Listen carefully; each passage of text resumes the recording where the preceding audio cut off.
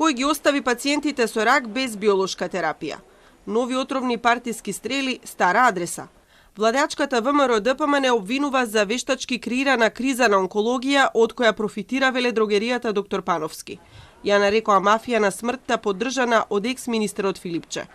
Пратеникот Левков денеска потенцира дека за 3 години компанијата зела 35 милиони евра тендери само од онкологија. Онкологија и државата се заложници на оваа веледрогерија со огромни профити која креира вештачки кризи секоја година.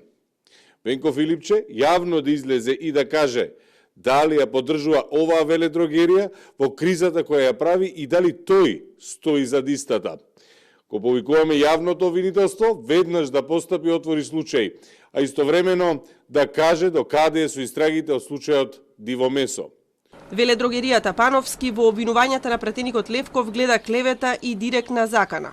Одговори со најава за правна разврска и аларм кај меѓународните организации. Зад квалификациите дека доктор Пановски е омилена партиска веледрогерија се кријат бизнис интереси, чија цел е да се наместат нови доставувачи на лекови и медицински материјали и опрема, пишува во нивниот демант.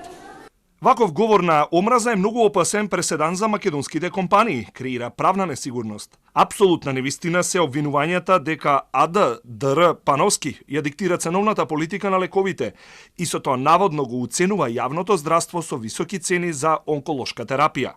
Законот за формирање на цени на лекови е донесен во 2007 година, со кој се регулира начинот на формирање на цените на лековите, каде јасно стои дека одговорни за методологијата за формирање на цени се Министерството за здравство и Оделот за формирање на цени на лекови при Министерството. Од обвинителството пак во одговор за Телма потенцираат. Доколку Фондот за здравствено осигурување или друг надлежен орган констатира и извести дека причината за недостаток на терапија на клиниката за онкологија или друга здравствена установа е резултат на непреземени действија од одредено службено или одговорно лице, кој имало законска обврска да ги преземе или на злоупотреба од друг вид, јавното обвинителство веднаш ќе постапи и ќе оформи предмет. И додека пациентите со рак повеќе од една недела чекаат на неопходната терапија, се нижат партиски преписки, но го нема првиот човек во здравството Таравари да објасни зошто извисија најтешко болните. СДСМ и денеска бара негова оставка, како и оставки на директорите на онкологија и на директорот на Фондот за здравство Сашо Клековски.